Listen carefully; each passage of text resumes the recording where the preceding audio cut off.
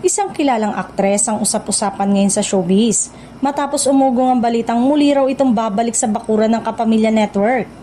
Ayon sa ilang source, matagal nang pinaplano ang kanyang pagbabalik at kasabay nito ay ang posibilidad ng muling pagsasama nila ng dati niyang ka-love team na minsang nagpakilig sa maraming manonood. Hindi pa man kumpirmado, agad ng kinagat ng fans ang intriga, lalo na't marami ang naghihintay na maibalik ang magic ng kanilang tambalan.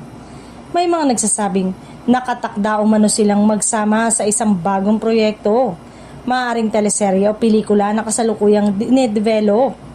Dagdag pa ng ilang insider, naging maayos umano ang pag-uusap ng aktres at ng network executive, dahilan para mas maging konkretong usapin ang kanyang pagbabalik. Hindi rin daw malayong isabay ang reunion project bilang bahagi ng grand comeback niya.